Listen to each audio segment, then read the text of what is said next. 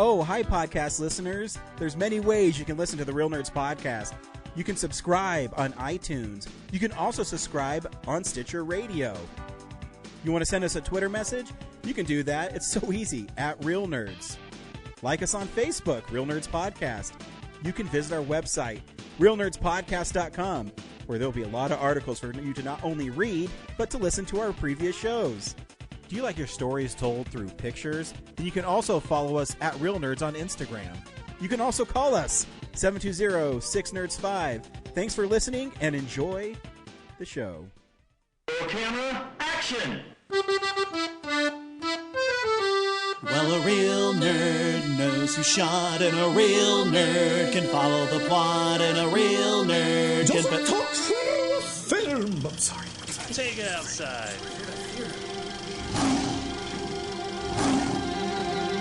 Well, a real nerd knows who shot, and a real nerd can follow the plot, and a real nerd will give it all they got. Lights, camera, action. Real nerds. This is Real Nerds Podcast. We are the best movie podcast on the internet because we're pretty much the only one, is what I heard. I'm Ryan. With me is Brad. Hey, what's up? Did you hear I said that too? I was like, Brad. Yeah. Sir, you need a ticket to go into the movies. It's funny how much people make fun of me when my voice cracks. So it's such a delight to hear someone like you suffer the same fate right now. I know, it's horrible because usually, I mean, my voice is, straight, like, all deep and sexy and stuff. And now it's pretty much deeper gone. than Henry's, really. I know. That's what I'm saying, man. It's horrible. And yeah, now you've got this going on, and yeah, it's weird, but we'll get through it. Yeah, we'll try. It's the perfect voice for a horror movie show. Right. Every week on Real Nerds Podcast, we see a new movie, and we podcast our experience to the world. This week, it was Evil Dead Rise. Stay tuned because we will recommend the film or not, play the trailer, and then spoil the movie. We also have movie news and stuff we've been watching that we like to talk about.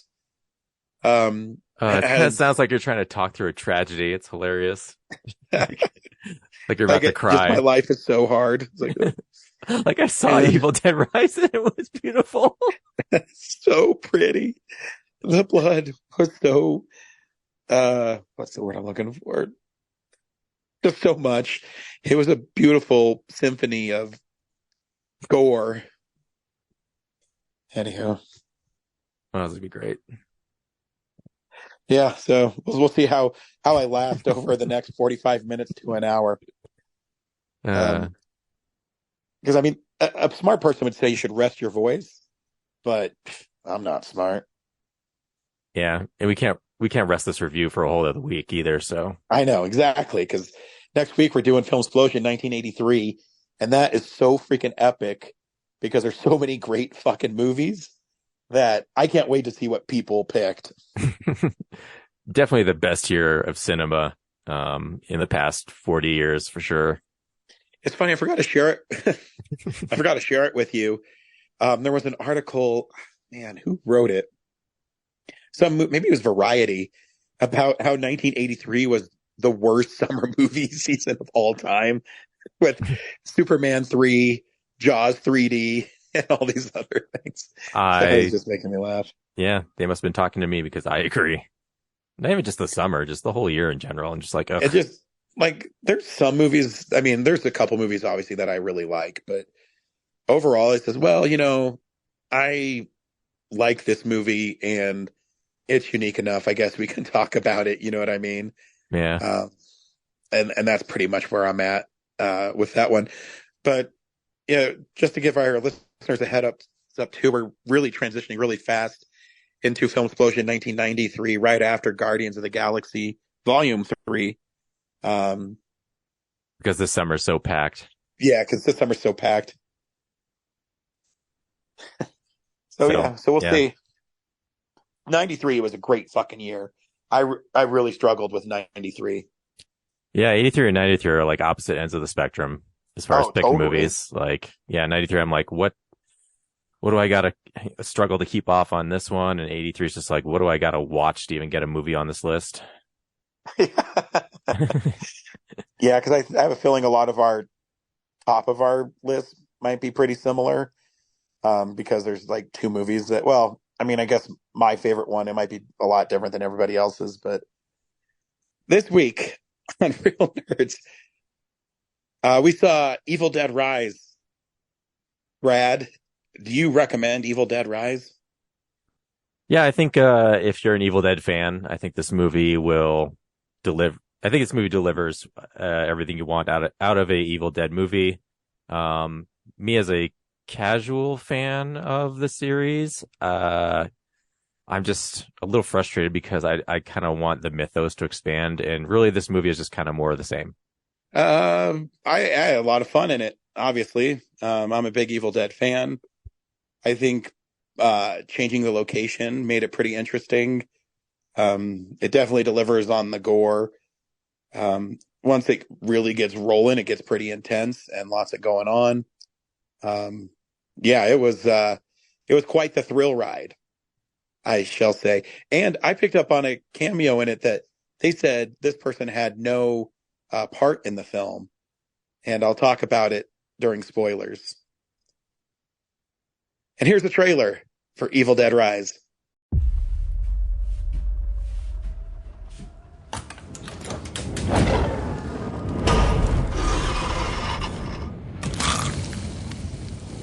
What's up, sis?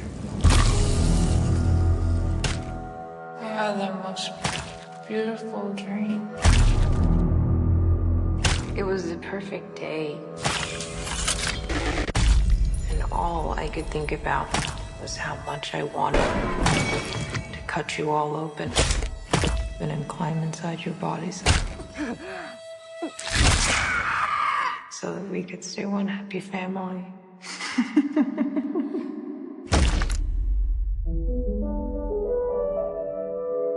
When I was just a little girl, I asked my mother, What is this, Danny? I found it. what will I be?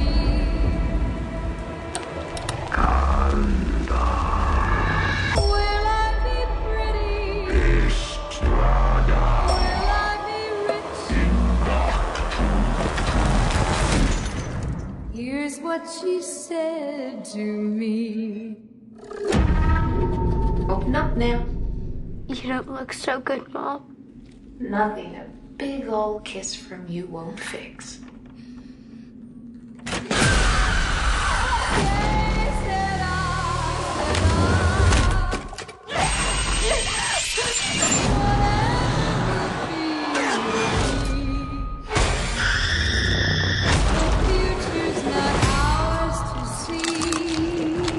I'm getting us out of here. I promise. You'd be a good mom someday, Honeybah. Oh, yeah? Yeah, you know how to lie to kids.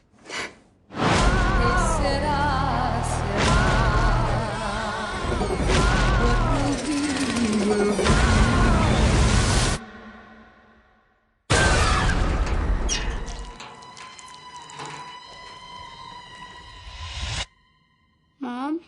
Mommy's with the maggots now.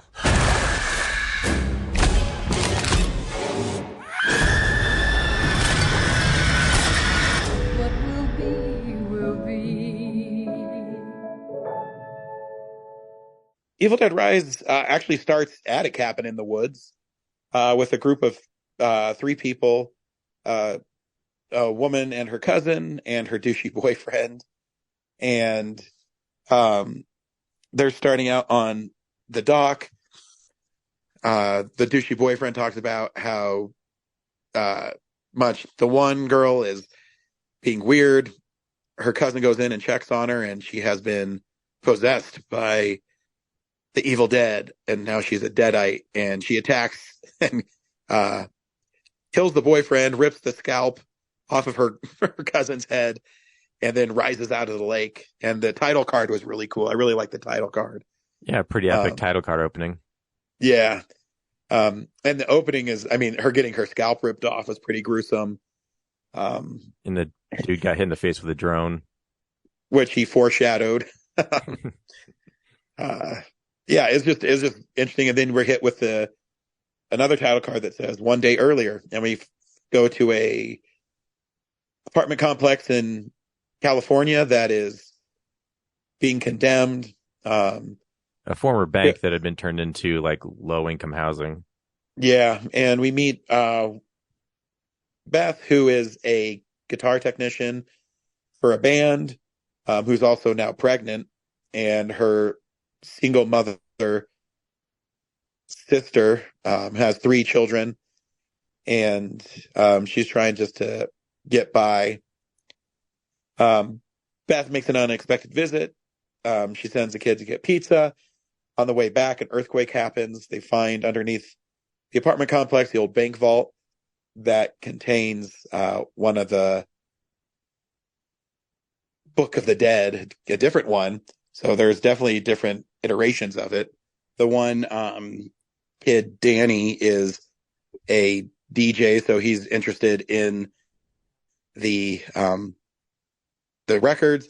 He plays them, and of course, it's not music; it's the chanting of the words that all of us know from the Evil Dead lore, and it brings the demons to the apartment complex that happen to possess his mother. And then she goes on a spree of attacking her children and the neighbors. And Beth has to defend him. Yeah, it's an Evil Dead movie. I do like that they did put the kids in danger a lot. I mean, the kids, there's one like little boy in the hallway who gets his arms ripped off. Yeah. And the first girl, that Bridget, she gets like a tattoo with her mom's blood that causes her to become a demon. And it's just, man, it just goes balls to the wall then, with just violence and all that jazz. Did you pick up the Bruce Campbell cameo? Not until I read about it on the internet, and I was like, man, I should have caught that, and I didn't. Yeah, like as soon as I heard it, I go, oh, that's Bruce. That's totally Bruce. And it was cool reading that the director said that's a displaced Ash, which makes sense. If you watch the end of Ash versus Evil Dead, he doesn't solve the problem, as of course he doesn't. Yeah. I did the theater I was in, when the movie started, I felt like the audio wasn't right in that room. Oh, so bummer. Maybe that's why I didn't catch it. That's a bummer, because the audio part is really important in those kind of films, because the mix with the stereo sound and stuff is really awesome. Yeah. I mean, I loved the effects were awesome because a lot of it was practical. Yeah, when I talk about it being the same experience, this movie did, the Evil Dead franchise did grow up from a DIY spirit, and now they have the tools at their disposal to create pretty much anything they want. And everything like looks great. Which is really crazy to the evolution of the franchise. Because the first one, I think they tried to make a horror movie, but through budget constraints and just the performances, it made it kind of a campy horror film. Yeah. And then, Evil Dead 2 is a horror comedy. And then Army of Darkness is its own little thing. Well, yeah, because they didn't start out wanting to make horror movies. They just did because it was easier to do. And like their spirit was in comedies. So they just kind of merged the two. Exactly. Sam Raimi, in fact, is a really big Three Stooges fan. And you can see that in his horror and actually all his movies. It definitely comes through. Obvious in Army of Darkness for sure. Oh yeah. But yeah, I just had a lot of fun with it. And like I said, the movies have gone from the 2013 one to this one. I mean, they're pretty serious now. Mm-hmm. There's little jokes in it, but for the most part, they're pretty much balls to the wall gore and violence and people in peril. And so yeah, it's pretty unrelenting.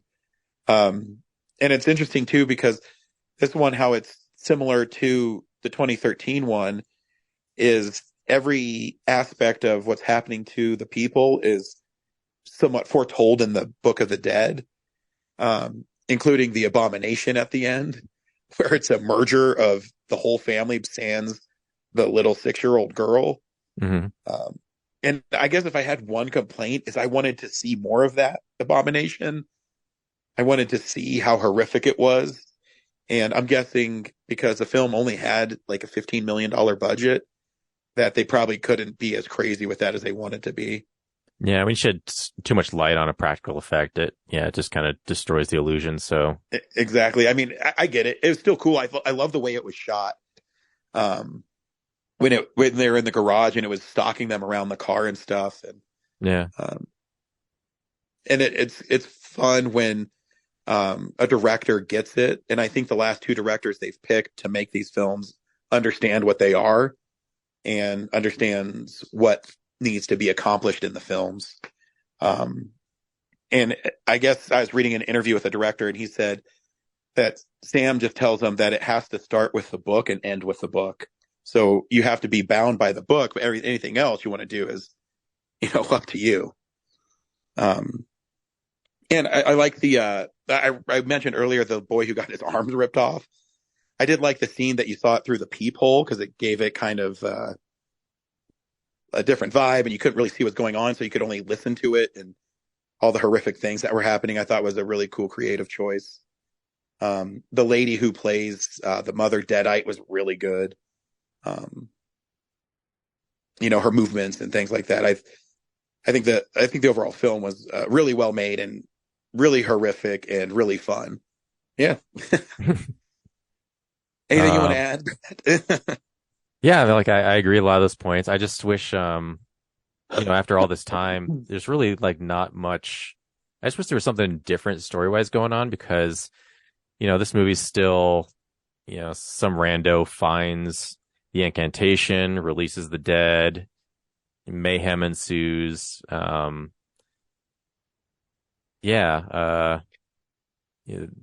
read the book and unleash it, and there's not really like a triumph at all. It just kind of like bleeds into like, well, there'll be more of this going on, and I just wish there was something different or expansive.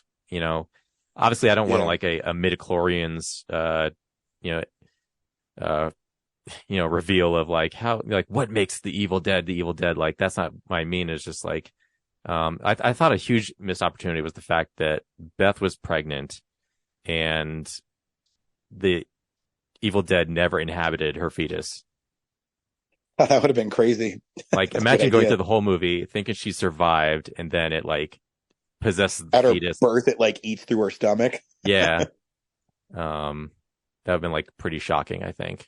But I guess she just gets to go on with her life with the chainsaw. I don't know. And then like having the bookends of the camp thing just felt like first of all, like, I feel like the camp bookends were like, this movie takes way too long to start. So let's just put this at the beginning and the end so that people aren't bored. Because it takes a long time for, to get through like earthquake and the bank fault and the mother to get possessed. I was just like, when is something shocking going to happen? So there's like this long build up of nothing.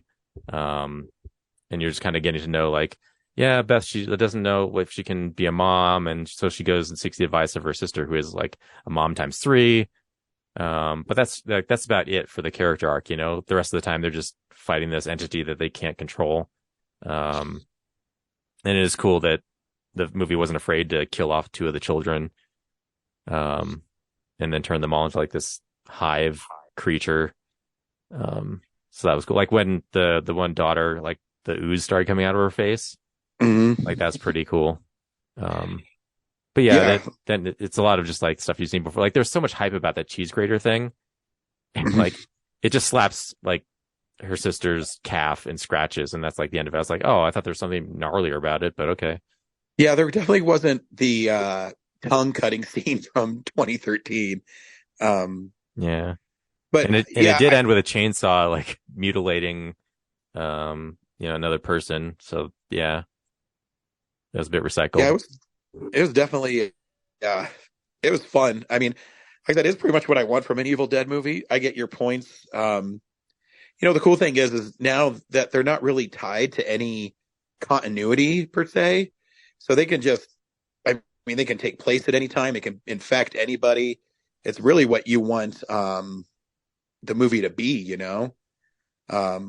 So, I mean, I think it'd be cool if they went like really far in the past or, Yeah, that's one of the cool things about Army of Darkness is like it does like change the venue and the story. Like that's what I mean about just kind of like adding to the lore. Yeah, it's and because even like the apartment in this one, like it's still kind of like a one room deal, like one and sure. two are so, and in the remake. So I just kind of it just feels like they could even connect those two movies somehow. Yeah. Yeah, this feels like they could go branch out and do other things with it. Yeah, to your point, I do like that they never really explain what the Evil Dead is. Even in Army of Darkness, when they go back to the Middle Ages, the Book of the Dead already exists. So, Yeah. um, This whole bank vault thing, you could just do like, it doesn't have to be Ash per se, but whoever the priest was on the recording, like you could do that movie where, oh yeah, that'd be cool. Dealing with the possession, and then which I don't know why why do you record it on vinyl and then press it and then like it seems like because the other movies were just like tape reels, but vinyl seems really like you went through a lot of trouble and extra expense to like make a vinyl of the recording. I don't know. Like the other ones were just magnetic reels, right? Yeah, it wasn't a record before. It just feels like, oh, like kids are into vinyl these days, so it has to be on a vinyl. It's like, why would a priest back then make a recording of this demonic possession on vinyl? The one thing that they did kind of push to is the whole you can't really get rid of it, even if you dismember it. Mm-hmm. So it's some force that's in the world, and you can't stop it. It's really fascinating, Mm-hmm. So yeah, I mean, they're fun and they're all really successful. So I'm guessing they'll probably make another one. Yeah, I can't wait. And this one, I'm glad it got a theatrical release and wasn't regulated to HBO Max. Yeah, sound aside, I enjoy watching in the theater. So yeah. All right. This is the movie news of the week. It's real news. So the big movie news is CinemaCon is going on right now in Las Vegas. And the big news out of it is they did a special advanced screening of The Flash. And everybody there is saying how great it is. And it might be the best superhero movie of all time. All time? Ooh. Yeah. That seems unlikely. Yeah, I don't know. I don't know what they're I mean, I feel that there is a lot to it. I actually have avoided the newest trailer that they've released. Because I kind of want to, now that I know what the story is based on and things like that, I kind of want to go into it now cold and enjoy it. But I was reading a lot of industry insiders, and I mean, I've heard that it is a really, really great movie. I mean, Tom Cruise says it is too. And they, they purposely wanted to show it there to get the goodwill out, saying, hey, this movie is really good. We promise. And so it's kind of cool because I never was that interested in the character of the Flash anyways. But the possibilities of the storytelling wise, I think is really cool. So, yeah, that's some big news. Other than that, they haven't really announced much other stuff. Beetlejuice 2, I guess, is going to start getting made. Yeah,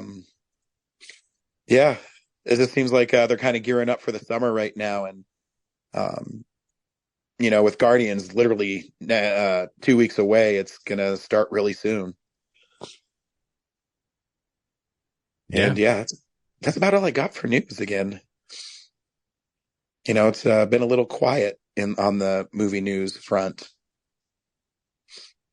Yeah, just Super Mario Brothers just eating everyone's lunch. So yeah, which is what I like about the Super Mario Brothers movie is it's basically proving that no matter what critics say, if you make a movie that people have fun seeing, it's going to make shit tons of money.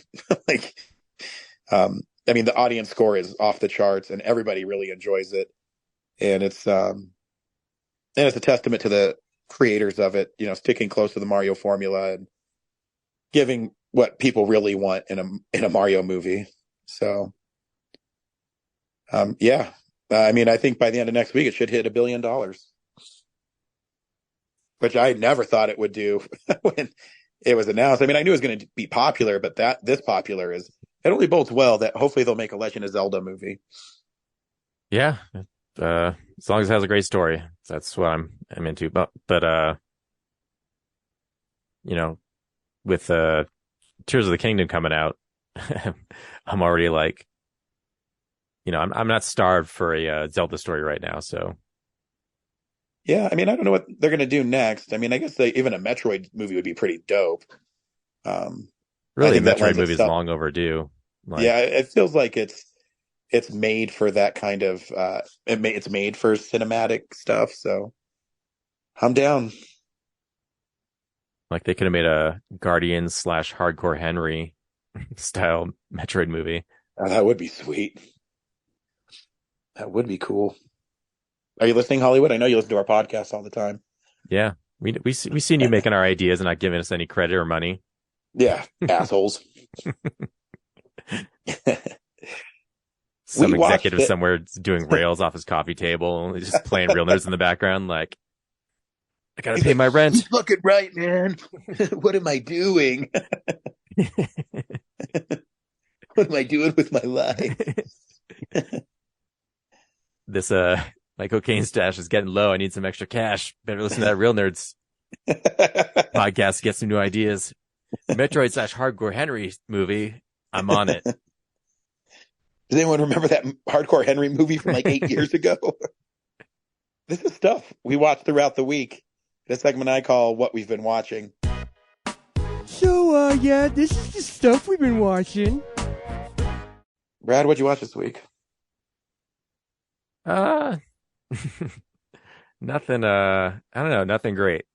Well, Grace, like nothing notable. I watched the Picard finale. I think that's new since the last episode. Yeah, I heard it's really good. Yeah, I guess. Except for you. It's like Breaking Bad, where the penultimate episode is like way more interesting than the final one. Yeah. But yeah, it wasn't bad. It was just like I expected more. Like, I guess it wouldn't be bad if I'm sure a lot of people anyone who cares enough about the series probably watched it already. So basically, the secret big bad guy was the Borg again, and their plan wasn't that creative, I guess, for me. It was like they kind of do a First Contact part 2, and instead of assimilation, they're all about annihilation.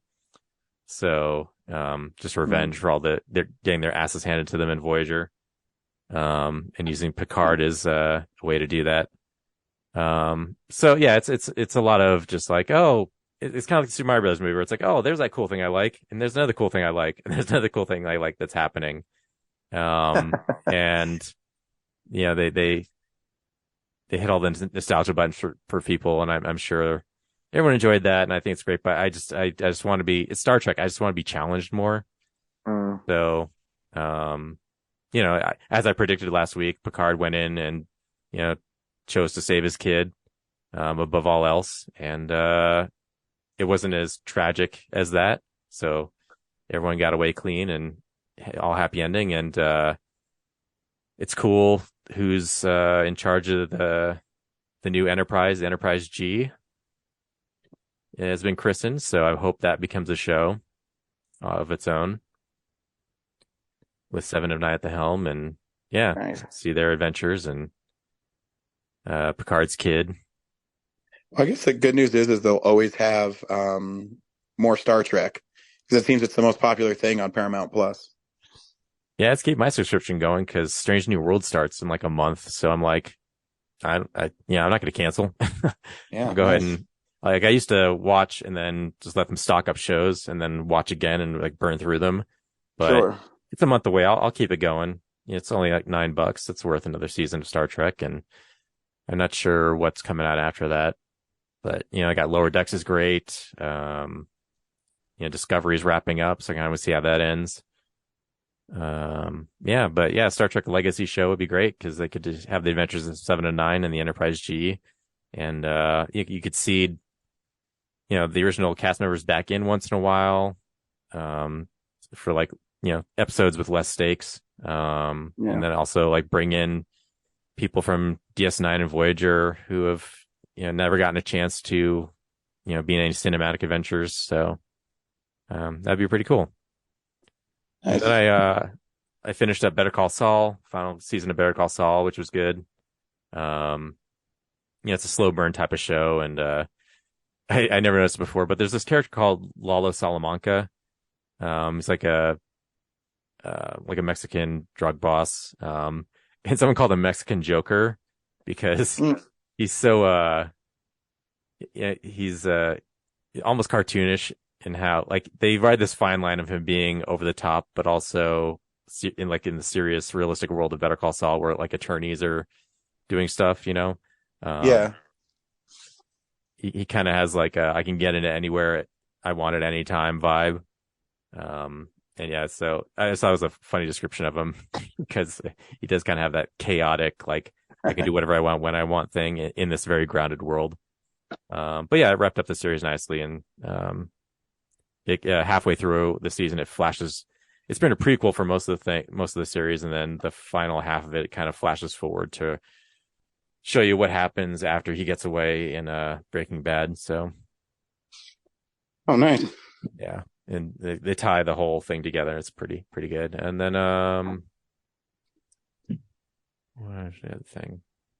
Yeah, Ted Lasso's doing good. Actually, last week I didn't talk about, but that episode was just like a nice episode where stuff finally, like people finally start having breakthroughs. And considering there's only like 4 episodes left, it's like about time, I was very surprised that a show that's ending was setting up new stuff midway through the season. It's just like, wow, you're going to wrap this up in 4 episodes? Okay. Is it for sure ending?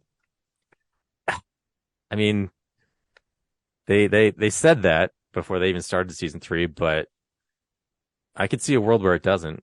Like maybe they do spin-offs or something. Where like maybe Ted goes back to Kansas at the end of this because he's got nowhere else to go. But they could, they could do stuff with, like, it's like The Office where the roster's so deep. Like you could even do shows about the people on the team that only have like 1 or 2 lines per episode. Oh, for sure. They're just everyone's so well fleshed out. So yeah, maybe it'll continue with someone else. Roy Kent. Maybe he could be the new coach. Fucking Roy Kent. This week's episode, he has some great lines where he's just like, he's starting to make puns and he's just like ruining how much Ted is rubbed off on him. He's like, I hate what you've made me. He still goes with it. So yeah, it's great. You love me some Roy Kent. Yeah, he's amazing. Amazing character. What'd you watch? I only really watched one thing. Besides beating the Resident Evil 4 remake. I know. Thank you. I wasn't sure you were going to do it. You've never beaten a Resident Evil game before. I know. The cool thing was though, when you first play it again for the first time, and I don't even know how long would it come out on PlayStation 2, because I played it, obviously on GameCube first, and then when they re-released it on PlayStation 2, I played it again. PlayStation 3? No. I do have a version of it on PlayStation 4 that I never played, but I just bought so I could still have all the old Resident Evils because PlayStation 4 brought every single one back out. Wait, so when 4 came out on Cube, they also did a PS2 version?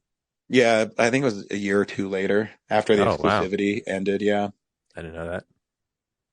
But it was kind of cool because it took me, a little bit to get back into it, to get the controls and the feel of the game. But then when I did, I just started steamrolling. It was awesome.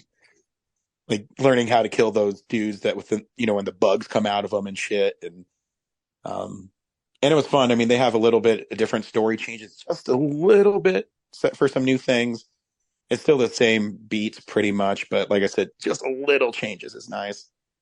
Yeah, but the only really new thing I watch, and I've never seen it before, which is kind of shocking, is I watched the 1977 Suspiria, which, I mean, it's a really beautiful film. I love the colors in it. And I know you're not the biggest fan of it, but I actually had enjoyed watching it. I think the paranoia is really cool. The opening death scene is really cool. Yeah, I barely remember it, but the art direction where was the pretty cool. spirit attacks that lady in the apartment thing and stabs her a bunch of times and then hangs her from the ceiling. Was really interesting. I mean, and the story is kind of nonsensical. I mean, it's about witches. Spoilers for a movie that's almost 40 years old or 50 years old. This American goes to a dance school in Germany, and it's actually controlled by witches, and they're trying to, I don't even know what they're trying to do. But it looks pretty. The music's pretty interesting. The violence is pretty cool. The ending is really hokey, but I had fun watching it. I know it's picked as, some of the greatest, one of the best horror movies of all time. I'm not there with it, but I do think it's a pretty fun and entertaining film. And I think it's important because you can see a lot of influences as you watch it. But yeah, when you saw it a couple years ago, at a midnight screening, right? Yeah. Years ago. So I've pretty much forgotten it.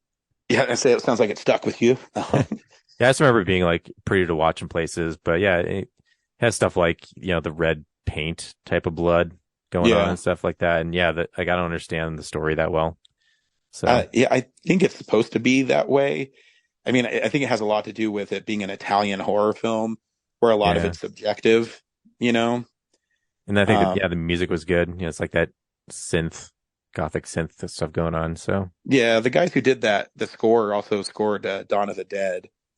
So yeah, it has that same vibe to it.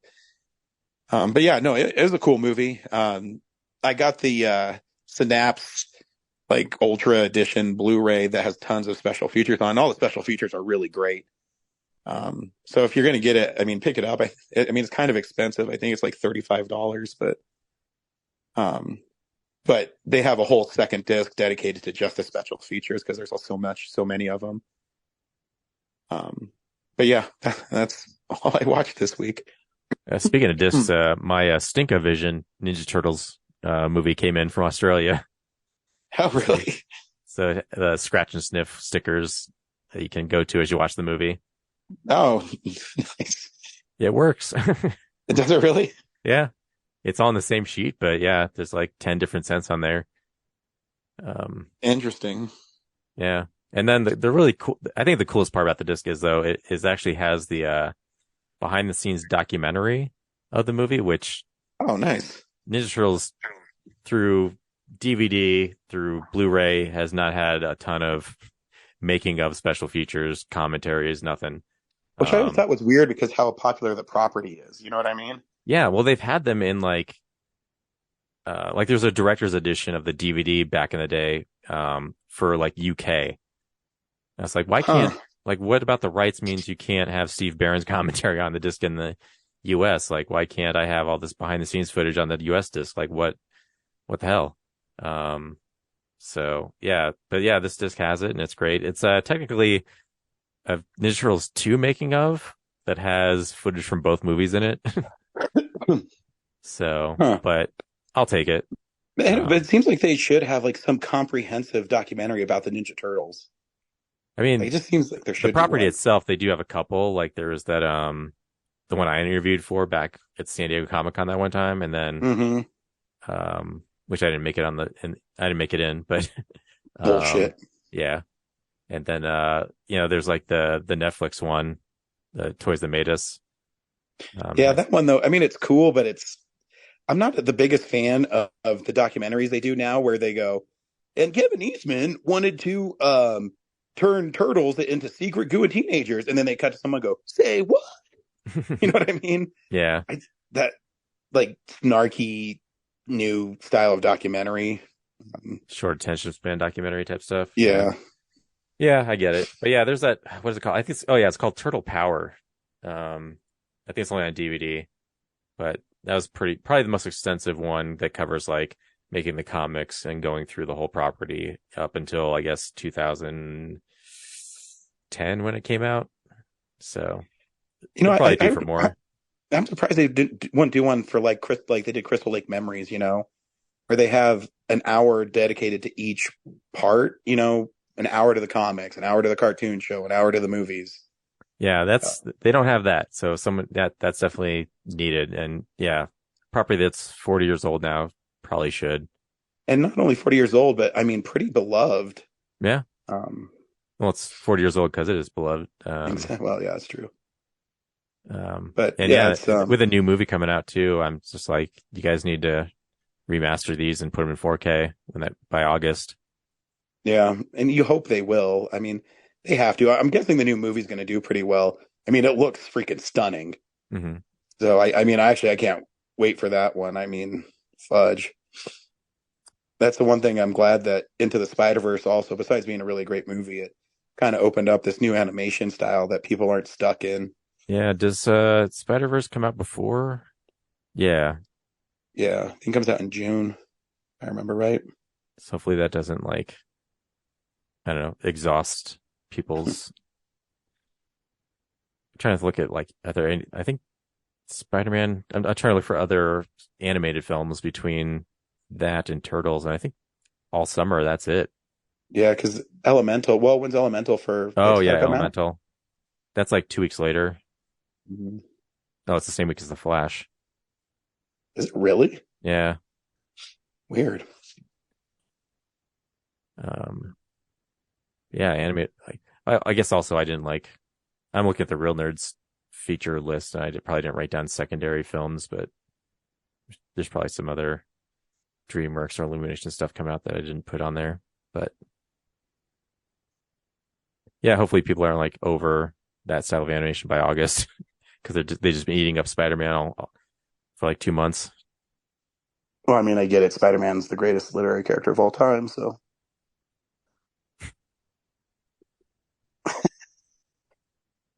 Sure. I'm sure if someone out there agrees with me. I know there's a lot of people who disagree with you, but yeah. It's called the internet. Yeah. Yep. What is it? Beowulf is the original literary character or something? Yeah, something like that. Yeah, like the first superhero kind of. Yeah, so a lot of stodgy stuff shirts would probably be like, I disagree. It's definitely Beowulf because he initiated blah blah blah blah blah. He didn't even save his Uncle Ben. He let that old man get fucking shot. Yeah. Anything else you watched? No, that's it. Cool. Yeah, that's all I really did. Next week, we're doing Film Explosion 1983. I don't know if this episode will be out before that comes out, but if it is, send us your lists. Thanks, Brad. See you at the movies. Well, a real nerd knows who shot. A real nerd can follow the plot. And a real nerd will give it all they got. Lights, camera, action. Real nerds.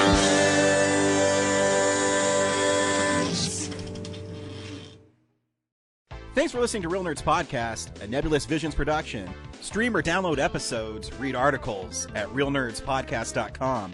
Stream us on Apple or Google Podcast, Stitcher, Spotify, or iHeartRadio.